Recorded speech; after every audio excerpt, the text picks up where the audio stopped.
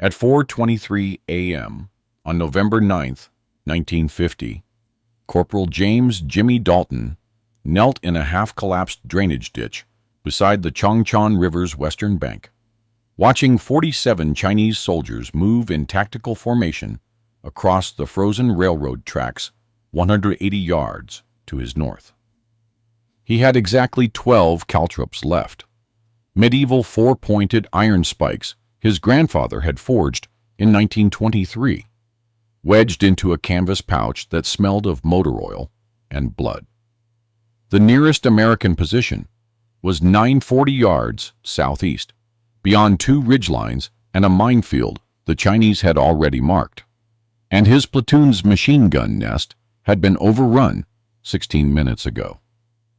In the next 240 seconds, he would turn an abandoned stretch of Korean railway into a killing corridor so effective that Chinese commanders would later order their men to avoid all tracks within 5 miles of the Chongchon, proving that the deadliest innovations in war don't come from engineers, but from desperate men who refuse to die. The sound came first, not gunfire, but screaming. High-pitched, inhuman screaming that cut through the pre-dawn darkness like a knife dragged across sheet metal. Then silence, then more screaming. And in that moment, as the first Chinese soldier collapsed onto the tracks with an iron spike driven through the sole of his boot and into the arch of his foot, pinning him to the wooden railroad tie beneath. Every man within earshot understood. They were dealing with something ancient, something forbidden, something that had no place on a modern battlefield. But Jimmy Dalton wasn't thinking about doctrine or the Geneva Conventions or what his officers would say. He was thinking about his little sister's wedding, scheduled for December 15th in Topeka, Kansas, and how he'd promised his mother he'd be there to walk her down the aisle. He was thinking about the 8 men in his squad who'd died in the past 72 hours. He was thinking about Corporal Eddie Voss, who'd laughed 3 days ago when Jimmy showed him the caltrops, who'd said, "What are you gonna do, Dalton? Fight the Chinese army with medieval tent pegs?" Eddie Voss was dead now, bled out in the snow with a bayonet through his lungs. But Jimmy Dalton was very much alive. And the Chinese soldiers who thought they owned those railroad tracks were about to learn a lesson that hadn't been taught since the Battle of Bannockburn in 1314, that sometimes the oldest weapons are the cruelest ones, and that a single man with the right tool and the right hatred can turn a safe road into a nightmare that echoes through military legend for decades. This is the story of how Corporal James Dalton became known as the Caltrop Ghost, a nickname whispered in Chinese bunkers, documented in classified Army intelligence reports, and eventually banned from official discussion by the Pentagon in 1953. This is the story of 12 medieval iron spikes, 1 railroad track, and 47 enemy soldiers who learned too late that the tracks were not safe. This is the story of the man who turned a retreat into a massacre using weapons his grandfather forged during Prohibition. James William Dalton was born in 1929 in Salina, Kansas, to a family of railroad workers and blacksmiths who'd been shaping metal since before the Civil War. His grandfather, William Old Bill Dalton, ran a forge on the outskirts of town where he repaired train components, farming equipment, and according to local legend, produced the finest horseshoes in 3 counties. The forge was a cathedral of heat and hammering, a place where iron bent to human will, where the impossible became merely difficult.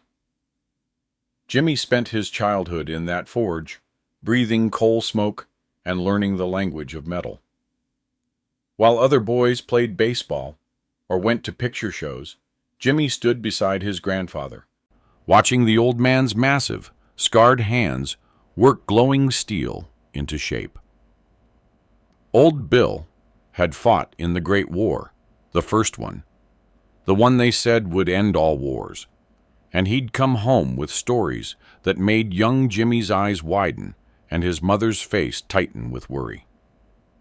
War ain't about who's got the biggest gun, Old Bill would say, hammering a piece of railroad iron into shape. War's about who's willing to do what the other fella won't, who's willing to think different, who's willing to use weapons so mean, so cruel, that civilized men put 'em aside. It was Old Bill who taught Jimmy about caltrops, those four-pointed iron spikes, designed so that no matter how they landed, one point always faced upward. Medieval armies had scattered them across roads to cripple cavalry charges, to turn smooth ground into a field of agony. The Romans called them tribulus. The Japanese had their own version, called makibishi. Every warrior culture throughout history had invented some variation of the same brutal concept, a small, simple device that turned mobility into torture. They banned these after a while, Old Bill explained one summer evening in 1938 when Jimmy was 9. Civilized warfare, they called it. Rules of engagement. But I'll tell you something, boy. When you're outnumbered and outgunned, civilization is a luxury you can't afford. Your enemy won't play fair when they're winning. Why should you play fair when you're losing? Jimmy's mother hated these conversations. She'd lost a brother in the Argonne forest and wanted nothing more than for her son to avoid the forge, avoid the military, avoid everything that smelled of gunpowder and death. But Jimmy was magnetized by his grandfather's stories, by the weight of history in those iron spikes, by the idea that a man with knowledge and skill could level any battlefield. In 1942, when Jimmy was 13, Old Bill made a dozen caltrops as a demonstration piece, not for war, but to show Jimmy the technique. Each spike was hand-forged from railroad iron, 4 points welded at precise angles to ensure stability and penetration. Each one weighed about 4 ounces. Each one was a small, ugly piece of history reborn. These can go through a boot sole, a tire, even light armor, if you're lucky, Old Bill said, setting them on the workbench.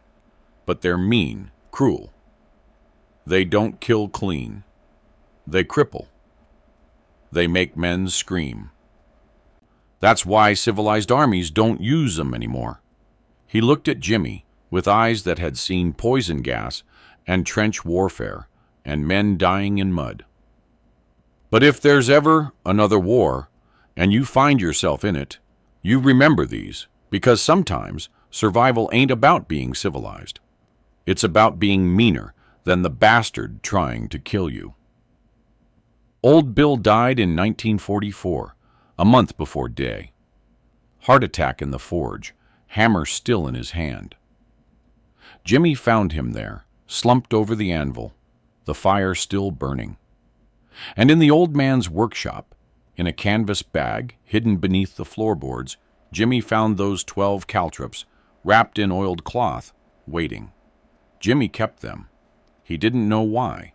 Maybe sentiment, maybe instinct, maybe because somewhere in his 13-year-old mind, he understood that his grandfather's lessons weren't just about metalwork. They were about survival in a world that didn't play by rules. When Jimmy turned 18 in 1947, he was a thin, awkward kid who'd spent his teenage years in the forge instead of on the football field. He had no girlfriend, few friends, and a reputation as that weird Dalton boy who makes old weapons. College wasn't an option. His family couldn't afford it. The railroad wasn't hiring. So in 1948, Jimmy did what thousands of American boys with no prospects did. He enlisted. The Korean War hadn't started yet. Nobody was thinking about war. The recruiting sergeant in Topeka promised training, discipline, 3 meals a day, and a chance to see the world. What Jimmy got was Fort Riley, Kansas, 100 miles from where he'd grown up, and 8 weeks of basic training that exposed every weakness he'd spent his childhood developing. He couldn't run fast. His marksmanship was mediocre. He froze during bayonet drills. Drill sergeants screamed that he was soft, slow, useless. Other recruits laughed at his gangly frame and his quiet voice. He became the platoon's punching bag, the example of what not to be. But Jimmy could think. He watched, analyzed, learned. He understood terrain and positioning in ways that came from years of studying metal stress points and force distribution. He saw the battlefield as a blacksmith sees iron, something that could be shaped, manipulated, turned to advantage. His sergeants didn't care. "You think too much, Dalton," they'd say. "This ain't engineering school. This is war. You point, you shoot, you kill. That's it."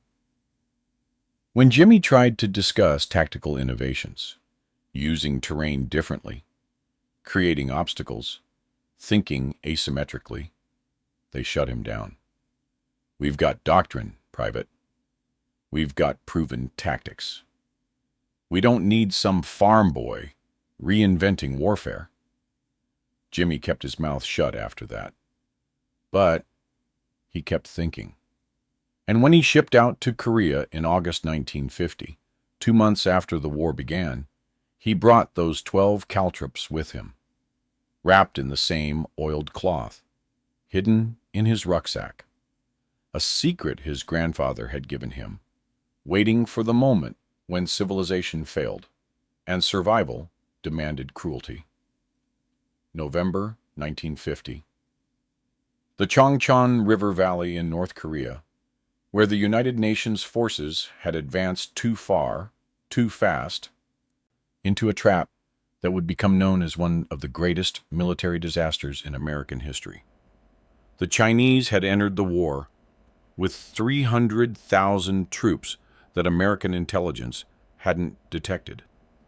They moved at night, through mountain passes deemed impassable. They hit with overwhelming numerical superiority, using bugle calls and human wave tactics that seemed pulled from another century.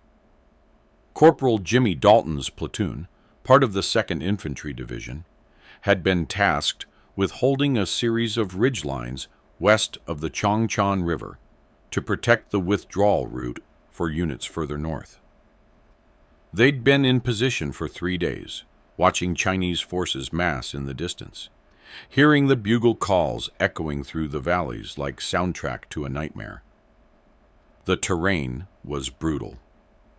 Frozen mountains covered in scrub brush and pine, with narrow valleys carved by rivers that were already starting to ice over. Temperatures dropped to -20 at night. Men's rifles froze. Engine oil turned to sludge. Frostbite was as dangerous as enemy fire. And through this frozen hell came the Chinese. Thousands of them, dressed in quilted uniforms that provided almost no protection against the cold, but moving with discipline and determination that terrified the Americans, who'd been told the Chinese were poorly trained peasants who'd break at first contact. They didn't break. They advanced in waves, absorbing casualties that would have shattered any Western unit, pushing forward through artillery and machine gun fire with a relentlessness that seemed inhuman. American positions that should have held for days fell in hours. Units that should have withdrawn in good order disintegrated into panicked retreat. Jimmy's platoon had started with 42 men. By November 8th, they were down to 19. By the evening of November 8th, they were down to 12. Lieutenant Morrison, their platoon leader, was dead, killed by a sniper on November 6th. Sergeant Kowalski had taken command, a coal miner from Pennsylvania who'd fought in Italy during World War II and knew how to keep men alive when everything was falling apart. But even Kowalski's experience couldn't stop the tide. The railroad tracks were supposed to be their lifeline, a withdrawal route that would let them fall back to safer positions 5 miles south.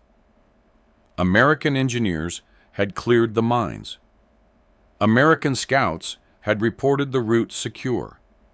The plan was simple: hold until midnight, then withdraw in tactical formation down the tracks, using the cleared ground to move fast and avoid the minefields that surrounded the area. It was a good plan. It should have worked. But Chinese intelligence was better than anyone thought. They knew about the withdrawal route. They knew about the timing. And they sent a full infantry company, approximately 150 men, to cut off the railroad tracks and trap the American platoon against the river. Jimmy first saw the enemy soldiers at 10:47 p.m. on November 8th, when he was on guard duty at the platoon's northern perimeter, his shadows moving through the darkness, dozens of them, spreading out across the railroad tracks in tactical positions that would turn the American withdrawal route into a killing zone. He reported to Sergeant Kowalski, who crawled up beside him with binoculars. What they saw made the sergeant's face go pale. Not just infantry, but machine gun crews setting up positions, mortar teams preparing tubes, a coordinated force that would slaughter the American platoon if they tried to withdraw. "We're boxed in," Kowalski whispered. "We go south, we hit those machine guns. We go north, we hit their main force. We go east, we hit the river. We go west, we hit minefields." "What about punching through?" Private Jennings asked. He was 19, from Chicago, still thought war was like the movies. "With 12 men against 150? Kowalski shook his head. "We'd be dead in 30 seconds. The platoon gathered in the drainage ditch they'd been using as cover. Faces grim, ammunition low, no radio contact with headquarters. Their communications had been knocked out by artillery that afternoon. They were alone, outnumbered more than 10-1, with no reinforcements and no escape route. "We could try to hide," Private Chen suggested. He was a Chinese-American kid from San Francisco who'd been getting racial abuse from his own side since the war started. "Wait for them to pass, then slip through."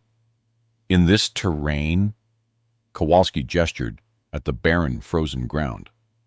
"There's nowhere to hide. They'll sweep the area. They'll find us." "Then we surrender," Jennings said, and every man looked at him with contempt. "You know what the Chinese are doing to prisoners?" Corporal Voss said quietly. "You want to die slow in some camp up north. You go ahead and surrender. I'll take a bullet here." The men fell silent. They were trapped. They knew it. And they were trying to accept the fact that they'd likely be dead within the next few hours. Some prayed. Some wrote last letters they'd never be able to mail. Some just stared into the darkness, faces blank, waiting for the end. Jimmy Dalton sat apart from the others, his hands in his rucksack, touching the canvas bag that held those 12 caltrops. An idea was forming, crazy, desperate, probably impossible, but it was the only idea he had. "Sergeant," Jimmy said quietly, "I might have something." Kowalski looked at him. Unless you've got a battalion of Marines in that bag, Dalton, I don't want to hear it. Not Marines. Something else. Jimmy pulled out the canvas bag, opened it, showed Kowalski the iron spikes inside. The sergeant stared. What the hell are those? Caltrops, anti-cavalry weapons from medieval times. My grandfather made them. Jimmy's voice was steady despite his fear. They're designed to go through boot soles and into feet. One point always faces up, no matter how they land. Kowalski picked one up, tested the point with his thumb, drew blood. Jesus, these are mean. The Chinese are using the railroad tracks as their main position, Jimmy said, speaking faster now, his engineering mind working through the tactical problem. Wooden ties, gravel bed, clear sight lines, perfect defensive position for them. But those tracks are also the only place they can move fast. The ground on either side is frozen solid and rough. If they need to react to something, they'll use the tracks. So we make the tracks a trap. Jimmy pointed toward the enemy positions. I've got 12 caltrops. If I can place them on those tracks in the right positions, where they'll move when they're shifting positions, where they'll run if they're reacting to fire, we can cripple enough of them to create chaos. And in that chaos, maybe we can break through. Voss laughed, a bitter, exhausted sound. You want to sneak 180 yards through enemy lines, plant medieval spike traps, and hope the Chinese step on them? That's your plan? You got a better one? Voss didn't answer. Kowalski studied Jimmy's face. The sergeant had seen a lot of desperate plans in his military career. Most of them failed. Some of them worked. He'd learned to recognize when a man was serious versus when he was panicking. Jimmy Dalton looked serious.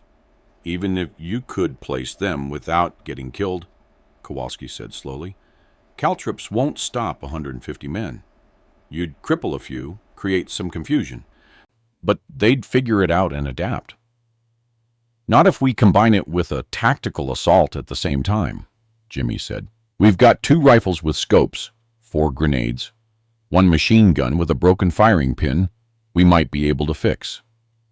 If I can create chaos on those tracks, get men screaming, commanders confused about what's happening, and you hit them with coordinated fire from multiple angles, we might be able to make them think they're facing a larger force. Make them hesitate. In that hesitation, we punch through. It was insane. It violated every rule of modern warfare. It relied on medieval weapons, psychological warfare, and luck, 3 things that military doctrines said were unreliable at best. But they had no other options. Anyone got a better plan? Kowalski asked the platoon. Silence. All right, Dalton, the sergeant said. You've got until 4 a.m. to place those things. Then we hit them. If you get caught, you're on your own. We won't be able to help you. Jimmy nodded. He'd expected nothing else. He spent the next hour preparing. He blackened his face with mud. He emptied his rucksack of everything, except the caltrops, a knife, and a canteen. He studied the terrain through binoculars, memorizing every shadow, every depression, every route he'd need to take. He identified the 6 positions where Chinese soldiers were most likely to move if chaos erupted, intersections on the tracks, positions near their command post, rallying points. At 2:17 a.m. on November 9th, Corporal James Dalton crawled out of the drainage ditch and into no man's land, carrying 12 medieval iron spikes that his grandfather had forged 27 years ago, moving toward an enemy force that outnumbered his platoon by more than 10 to 1. Behind him, Sergeant Kowalski whispered to the remaining men, "Get ready. This is going to be the stupidest thing we've ever done." or the smartest? We'll find out in about 2 hours. The first 100 yards were the easiest. The ground was frozen solid, which meant no mud, no noise from sucking footsteps. Jimmy moved in a combat crawl, elbows, knees, slow, methodical, every movement calculated to avoid silhouetting against the starlight. The temperature was -18 Fahrenheit. His fingers were already going numb inside his gloves. The Chinese had sentries, but they were focused outward, watching for American attacks from the south and west. They weren't expecting someone to crawl directly into their defensive position from the southeast. Basic tactical blindness. Everyone was looking for the threat they expected, not the threat that was actually coming. Jimmy reached the railroad embankment at 2:52 a.m. He could hear voices now, Chinese soldiers talking in low tones, the clink of equipment, someone coughing. He was 30 yards from the nearest enemy position. One mistake, one sound, one silhouette at the wrong moment, and he'd be spotted and killed. He stayed motionless for 5 full minutes, listening, learning the rhythm of the enemy's movements. Sentries changed position every 10 minutes. There was a gap in observation right after each change, about 90 seconds, when both the old and new sentry were distracted. That was his window. When the next sentry change happened, Jimmy moved. He slithered up the railroad embankment, reached the tracks, and placed his first caltrop directly between 2 wooden ties in a position where anyone running north along the tracks would step. The iron spike settled into the gravel with barely a whisper of sound. 1 down, 11 to go. The next position was 40 yards north, near where he'd seen a Chinese officer gathering soldiers for what looked like a briefing. This was a natural rally point. If chaos erupted, men would gather here for orders. Jimmy crawled the distance in agonizing slowness, every muscle screaming, lungs burning from the cold air. He placed the second caltrop right where a commander would stand to address troops. 2 down, 10 to go. Time became elastic. Seconds felt like hours. His fingers were losing feeling. He could see Chinese soldiers less than 20 feet away, close enough to hear their breathing, close enough to smell their cigarettes.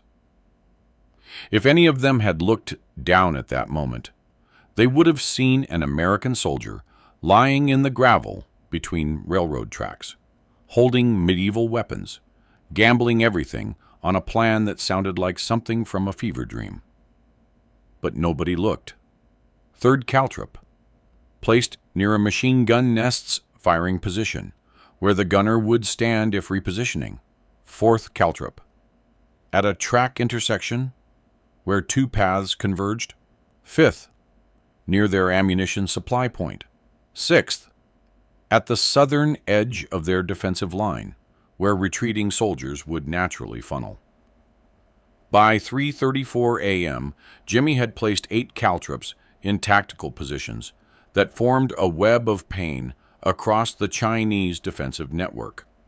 His hands were bleeding from crawling across frozen gravel. His uniform was torn. His face was cut from scraping against railroad ties, but he was alive, and he had 4 caltrops left. The next position was the most dangerous, the command post itself, a small dugout beside the tracks where Chinese officers were coordinating the defense. Jimmy could see 3 officers inside, studying a map by lantern light. Guards stood at the entrance. This was suicide to approach. But it was also the most critical position. If he could place caltrops where the officers would run during an emergency, he could decapitate the Chinese command structure's ability to respond quickly. Jimmy waited for another sentry change. When it came, he moved in a sprint crawl, fast enough to cover ground before the new sentry got set, slow enough to stay silent. He reached the command post's rear entrance, a small gap in the earthworks, and placed 2 caltrops directly in the exit path. Officers always ran out the back during emergencies. Standard tactical behavior in every army. 10 caltrops placed. 2 remaining. He was 160 yards from his platoon's position, now deep in enemy territory.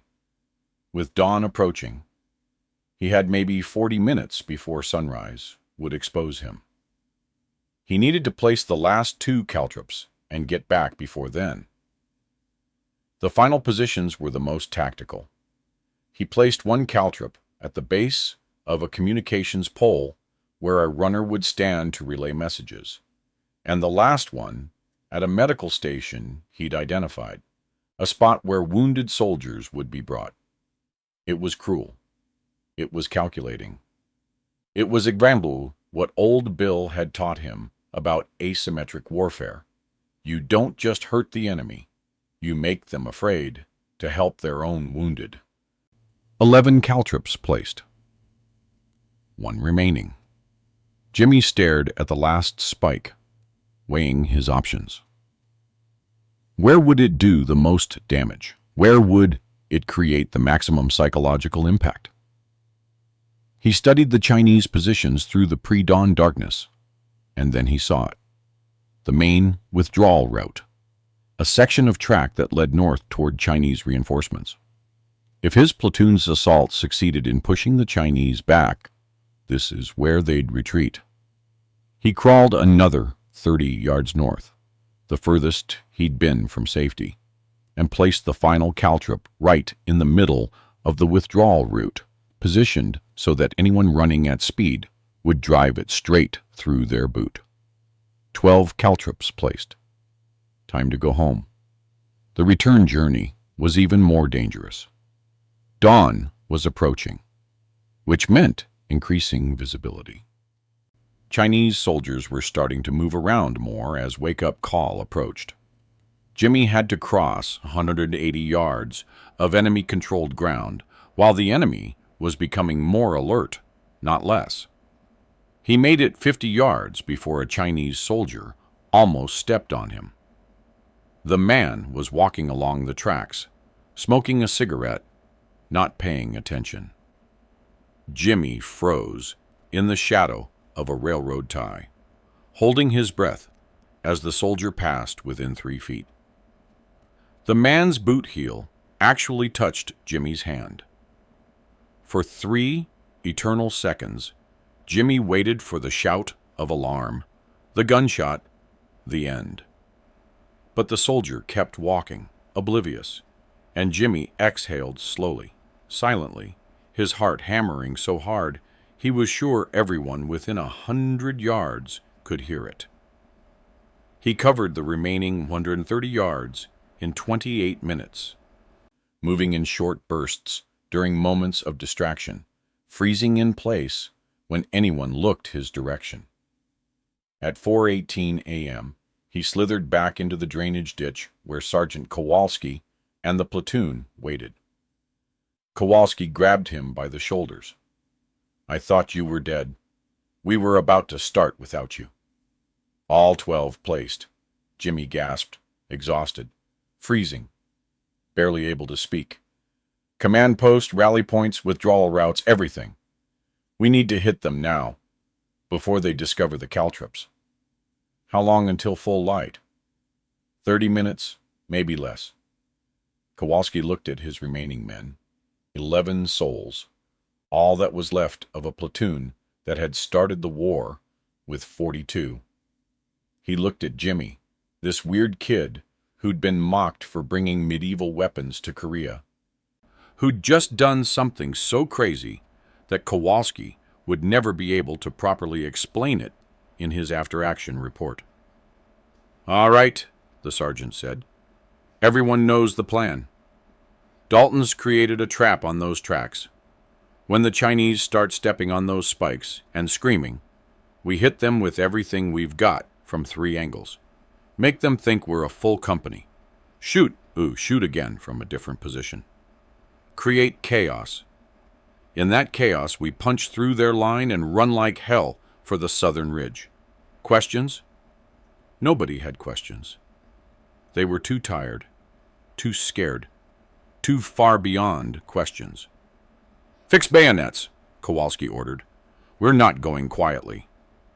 At 4:23 a.m. on November 9, 1950, Corporal James Dalton knelt in that drainage ditch, watching those 47 Chinese soldiers on the railroad tracks, knowing that in the next 4 minutes, those tracks would transform from a safe position into a nightmare that would be whispered about in Chinese military academies for decades.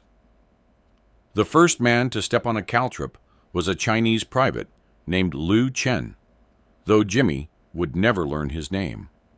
Liu was 19 years old, from Sichuan province, and he'd survived the Chinese Civil War, only to be sent to Korea, where he'd been told the Americans were weak and would run at first contact.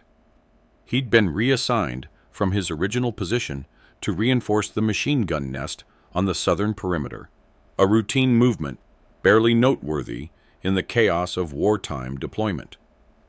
He walked along the railroad tracks because they were the clearest path. The ground on either side was rough and frozen.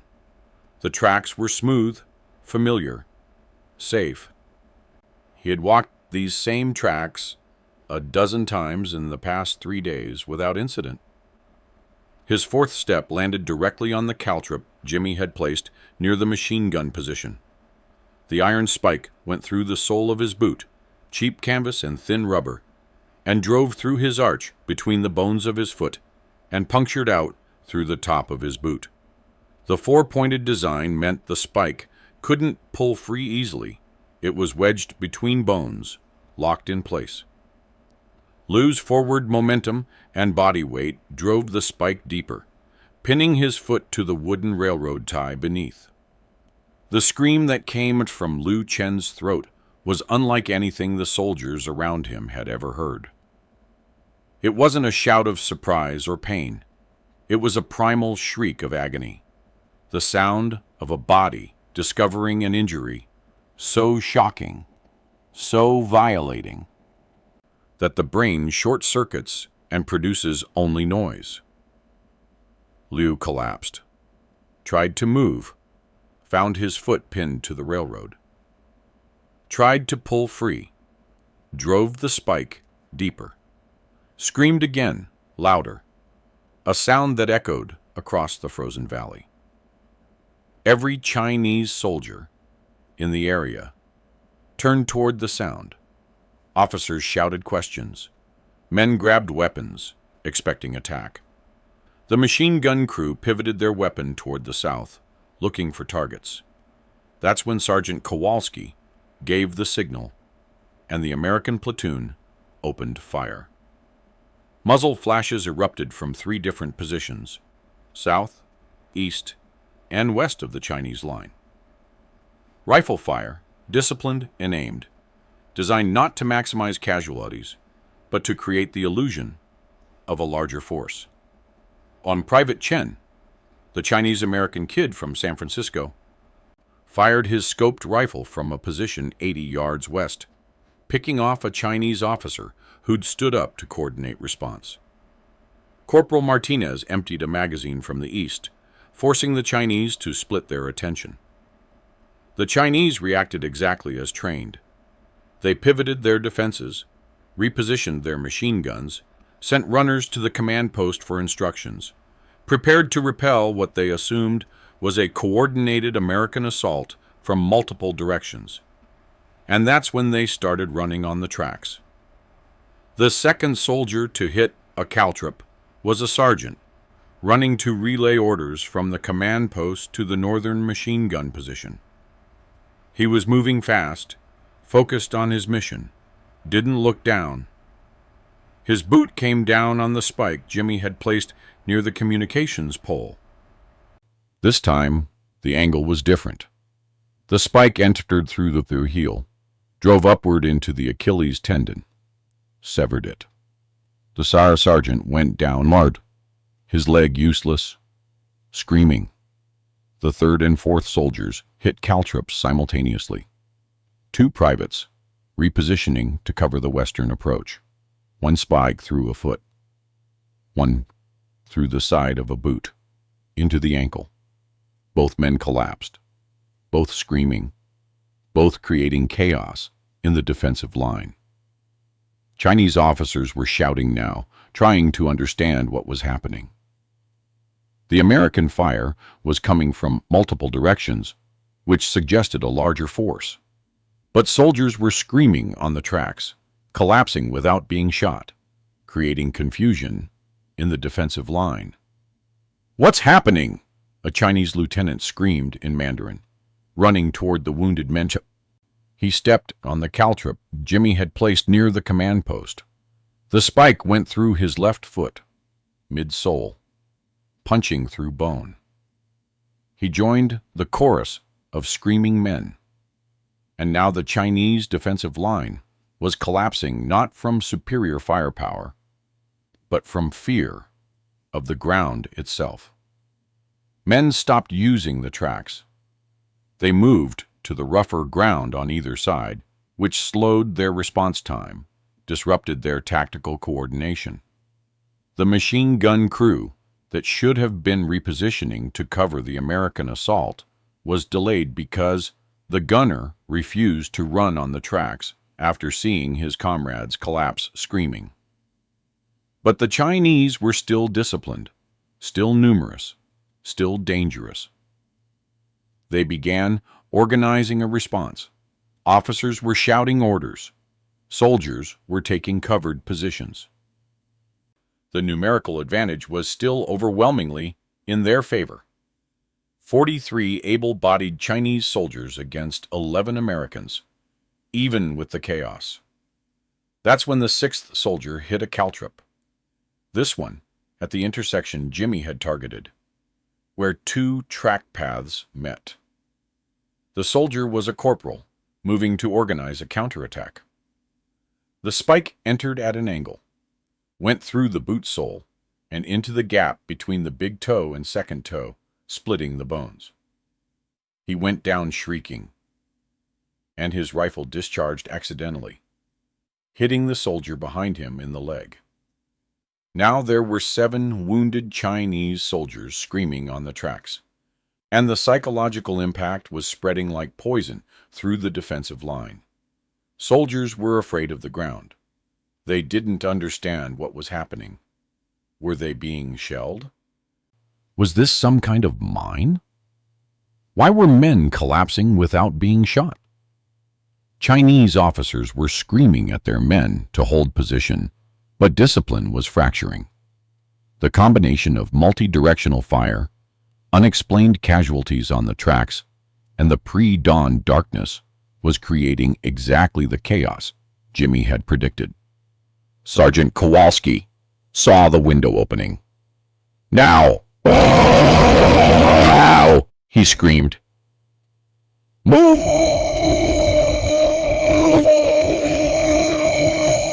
Move! Move! Move!" The 11 American soldiers burst from their positions and charged directly at the Chinese line, firing as they ran. It was insane. 11 men charging toward 40-plus enemy soldiers. But in that moment, with confusion rippling through the Chinese defensive position, with soldiers afraid to move on the tracks, with officers trying to understand what was happening, those 11 Americans looked like a much larger force. Private Jennings threw a grenade into the command post. The explosion killed 2 officers and wounded 3 others, further destroying Chinese command and control. Corporal Voss fired his submachine gun in controlled bursts, sweeping the northern machine gun position. Martinez and Chen provided covering fire from their flanking positions, making the Chinese think they were surrounded. And Jimmy Dalton, carrying his empty bag of caltrops, ran directly onto the railroad tracks and started screaming in English. "Mines! They mined the tracks! Don't step on the tracks!" It was psychological warfare, at its most primitive. Half the Chinese soldiers understood English from interaction with American POWs. They heard mines and tracks, and their fear crystallized into certainty. The Americans had mined the railroad. This was a minefield. Stepping on the tracks meant death.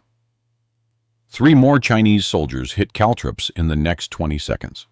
One at the rally point, one near the medical station, exactly as Jimmy had predicted as wounded men were being moved, and one on the withdrawal route as a squad attempted to pull back.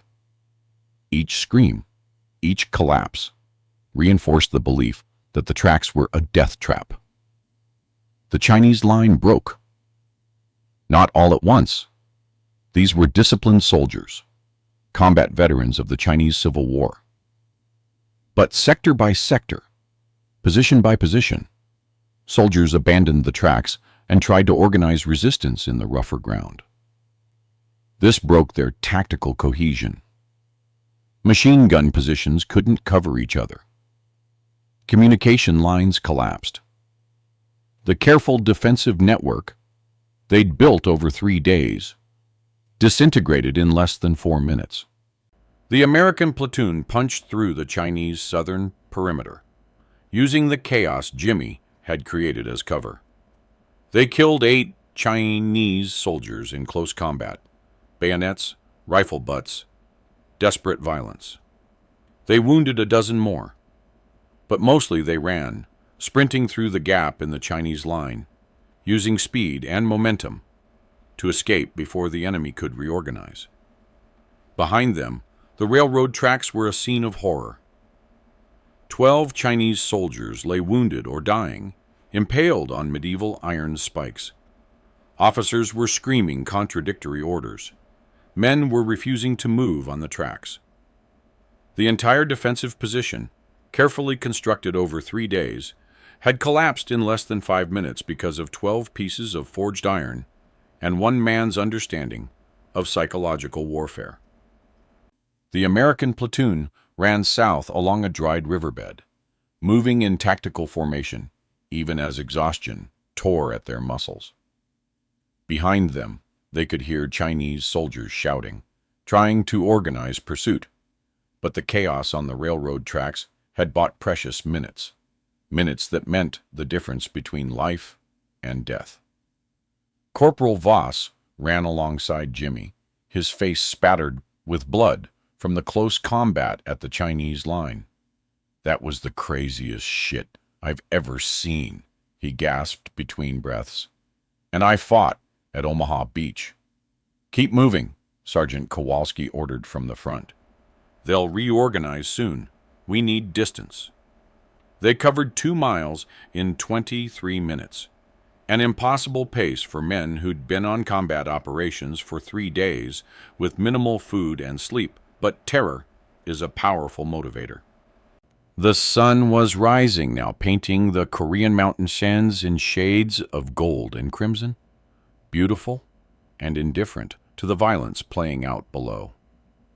At 5:47 a.m., they heard it, the sound of American machine gun fire from the southern ridge. Friendly forces.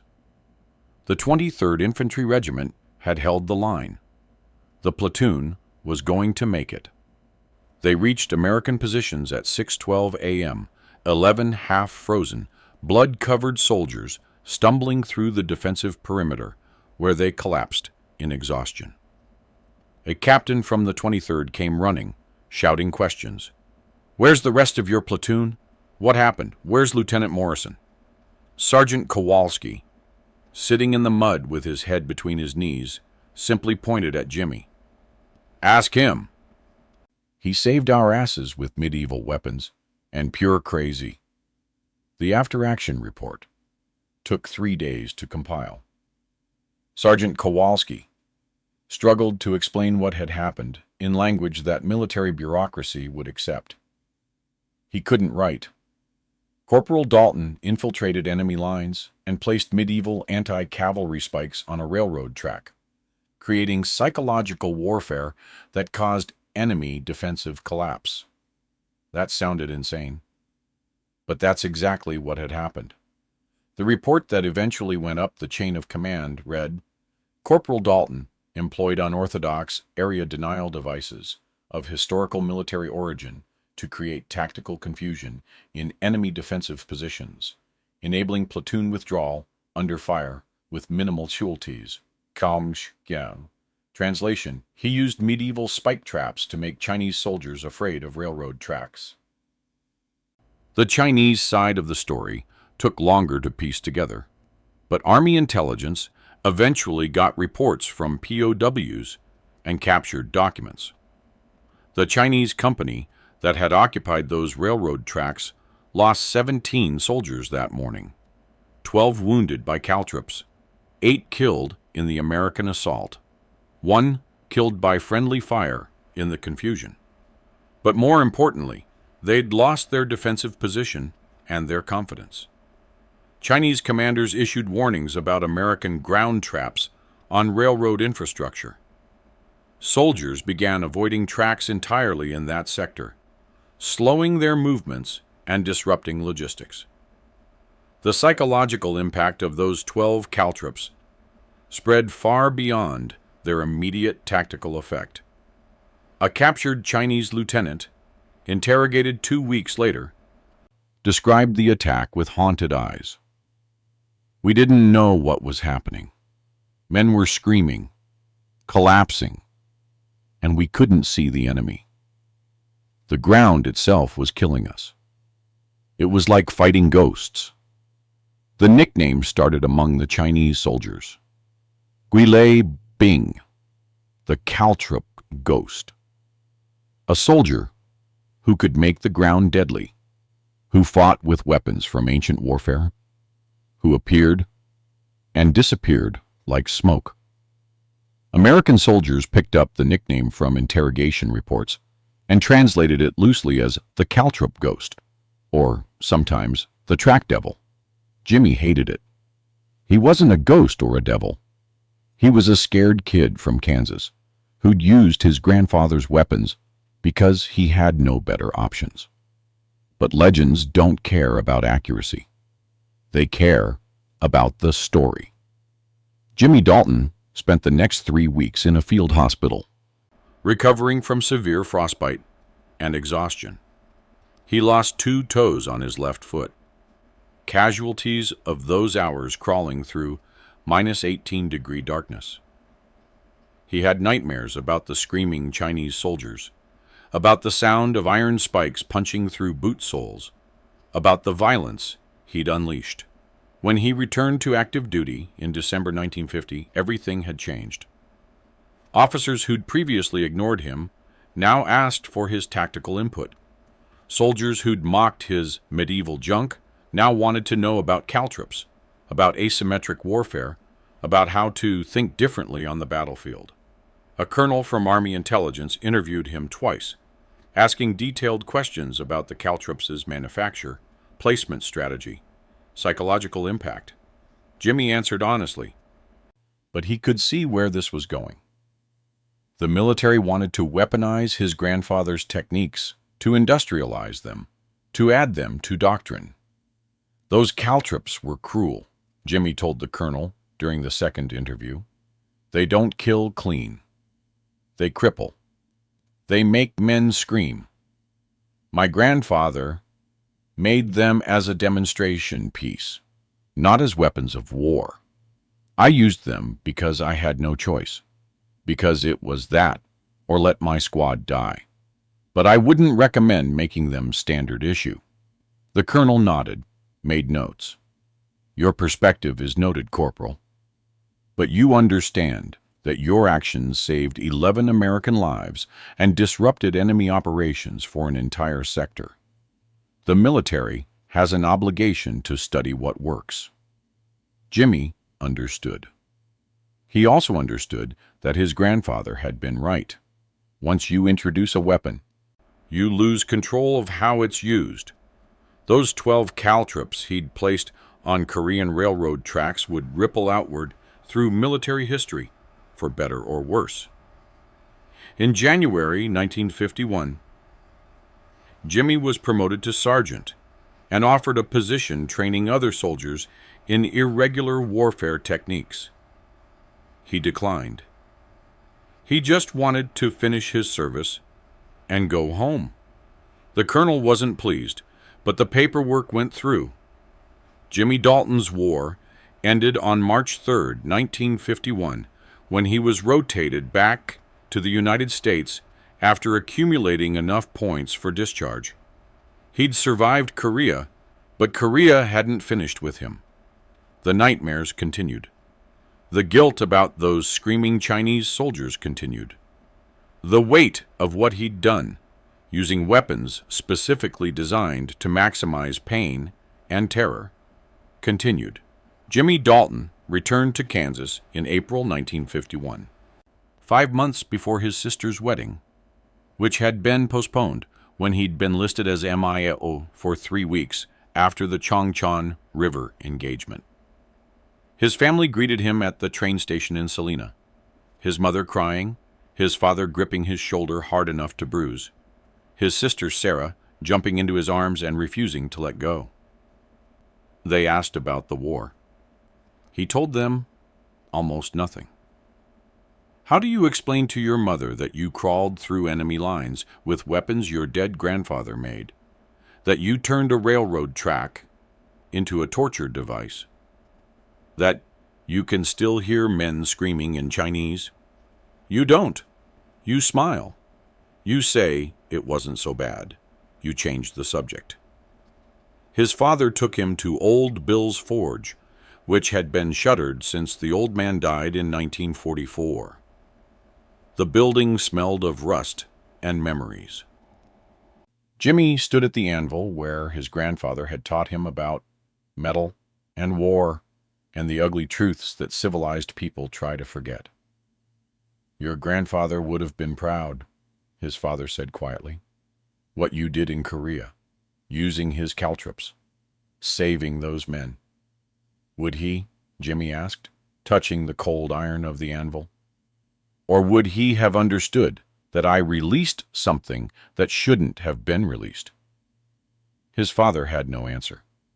Jimmy tried to settle back into civilian life.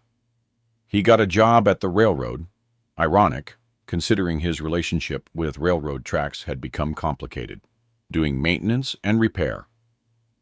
He attended his sister's wedding in September and walked her down the aisle as promised. He dated a girl named Margaret who worked at the library. He went to church on Sundays. He did everything people were supposed to do when they came home from war. But the legend wouldn't let him go. Throughout the 1950s, stories about the caltrop ghost circulated through military channels and veteran communities. Soldiers who'd served in Korea told stories about a guy who'd used medieval weapons to beat the Chinese. The stories grew with each telling, became more exaggerated, more mythical. Some versions claimed Jimmy had killed 50 Chinese soldiers with the caltrops alone. Some said he'd placed 100 traps, not 12. Some said the Chinese army issued standing orders to avoid all railroad tracks in Korea because of him. None of these stories were true, but truth dies quickly in the ecology of military legend. In 1953, Jimmy received a letter from the Department of Defense, marked classified. In which it was a declassified excerpt from a report on irregular area denial devices in the Korean theater. His name had been redacted, but he recognized his own actions in the tactical analysis. The military had studied what he'd done. They'd tested modern versions of caltrops. They'd added them to training for special forces units. Jimmy burned the letter in his fireplace and never told anyone about it. In 1957, a Chinese defector being interviewed by CIA operatives mentioned Guilei Bing when asked about American tactics he'd feared most. The CIA contacted Jimmy, wanting more details about his psychological warfare approach. Jimmy refused to cooperate. The CIA was polite but persistent. Jimmy eventually told them he had nothing to say and would appreciate being left alone. In 1962, during a veterans reunion in Kansas City, Jimmy encountered Sergeant Kowalski for the first time since 1951. The two men sat in a bar, drinking whiskey, not talking about Korea until the bottle was half empty. "You ever regret it?" Kowalski finally asked. "What you did on those tracks?" Jimmy thought for a long time. "Every day. And if I had to do it again, I'd make the same choice. Hate and necessity. That's what my grandfather called it. Sometimes you have to do cruel things to survive. Doesn't make them less cruel." "Those 11 men you saved," Kowalski said. "They went on to have families, kids, lives. That counts for something." "So, do the Chinese soldiers who got crippled by iron spikes," Jimmy replied. "They probably had families, too." Kowalski nodded. They drank in silence after that. Jimmy Dalton married Margaret in 1958. They had 3 children, 2 daughters and a son. He never told them about Korea in any detail. He never told them about the caltrops or the railroad tracks or the screaming. He was just their father, who worked for the railroad and coached Little League and built them a treehouse in the backyard. His grandfather's forge sat empty until 1967, when Jimmy finally went back inside with his 10-year-old son, Michael. The boy was fascinated by the old equipment, by the anvil and hammers, and the remnants of a craft that had shaped American history. "What did Great-Grandpa Bill make here?" Michael asked, touching the cold forge. "Lots of things," Jimmy said carefully. "Horseshoes, railroad parts, tools. Some things that were useful, some things that were necessary, some things that were both. Can you teach me? Like he taught you?" Jimmy looked at his son's eager face and thought about legacy. About what we pass down, about the knowledge that lives in our hands and hearts. He thought about old Bill's lessons on war and cruelty and survival. He thought about those 12 caltrops and everything they'd done. "I can teach you blacksmithing," Jimmy finally said. "But there are some things Great-Grandpa Bill knew that should stay buried with him. Some knowledge is dangerous, even when it's necessary. Maybe especially when it's necessary." "I don't understand," Michael said.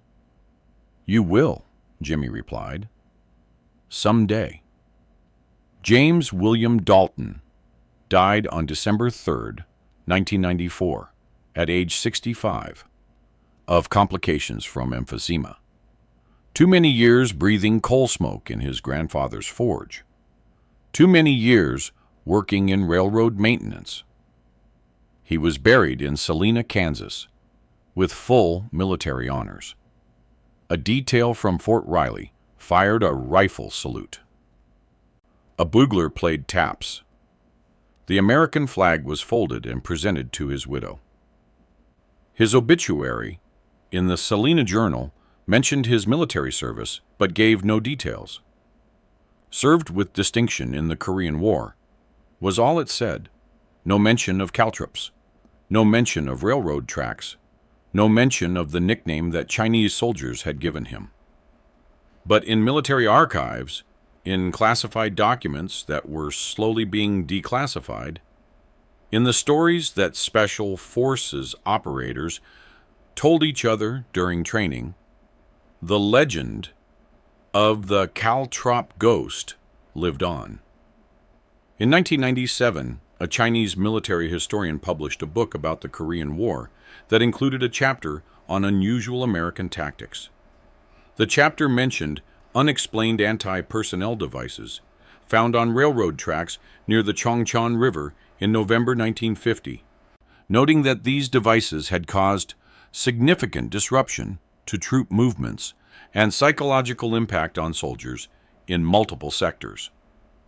In 2003, a documentary about the Korean War included a brief segment on irregular warfare, mentioning that American soldiers had employed improvised area denial weapons of historical design.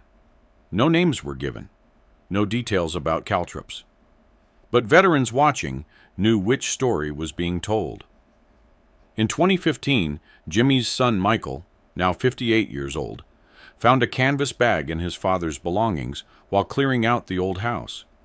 Inside the bag was a single iron object, 4 points welded at precise angles, each point wickedly sharp, the whole thing weighing about 4 ounces and smelling faintly of oil. Michael held the caltrop in his hand, feeling its weight, understanding finally what his father had meant about dangerous knowledge. He thought about throwing it away. He thought about keeping it. He thought about his great-grandfather who'd forged it, his father who'd used it, and the weight of history that lived in 4 ounces of iron. He kept it, not as a weapon, not as a tool, but as a reminder that sometimes the oldest solutions are the cruelest ones, and that the line between heroism and horror is thinner than anyone wants to admit. The railroad tracks near the Chongchon River are still there, rusted and abandoned, used by neither North Korea nor South Korea.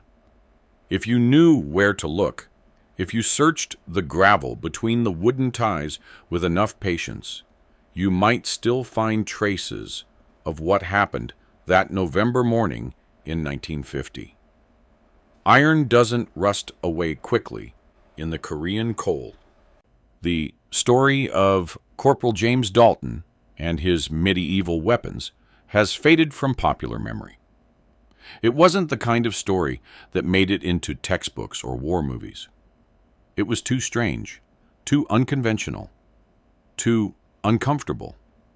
The military preferred stories about courage and firepower, not about desperate men using grandfather's weapons to turn safe ground into a nightmare. But in the quiet corners where soldiers tell true stories, where veterans gather and speak honestly about war, the legend persists. They talk about the caltrop ghost, the kid from Kansas, who proved that sometimes the most lethal weapon isn't the newest technology or the biggest gun, but the willingness to think differently, to embrace cruelty when survival demands it, to turn the enemy's assumptions against them. They talk about how 12 pieces of forged iron, placed with intelligence and desperation, saved 11 American lives and terrorized an entire Chinese company into abandoning a critical defensive position. They talk about how the tracks that seemed safe became a death trap, and how one man made that happen using weapons that predated gunpowder by 600 years. And when young soldiers ask if the story is true, the old veterans just smile and say, "Doesn't matter if it's true. Matters that it could be true. Matters that you understand the lesson." The lesson old Bill taught his grandson in that Kansas forge in 1938. The lesson Jimmy Dalton learned in the frozen hell of Korea in 1950. The lesson that every generation of warriors has to relearn because we keep forgetting it. War doesn't care about your technology or your doctrine or your rules. War cares about who's willing to do what the other side won't. And sometimes, not always, but sometimes, the difference between life and death is your willingness to reach back into history and pull out weapons so old, so cruel, so effective, that civilized armies banned them for good reason. Jimmy Dalton understood that lesson. He carried it with him every day of his life. And when he taught his son about blacksmithing but refused to teach him about caltrops, he was trying to bury that lesson one final time. But legends don't stay buried. They rust slowly, like iron in Korean gravel. And somewhere, in some military archive or some veteran's memory, the story of the caltrop ghost waits to be discovered.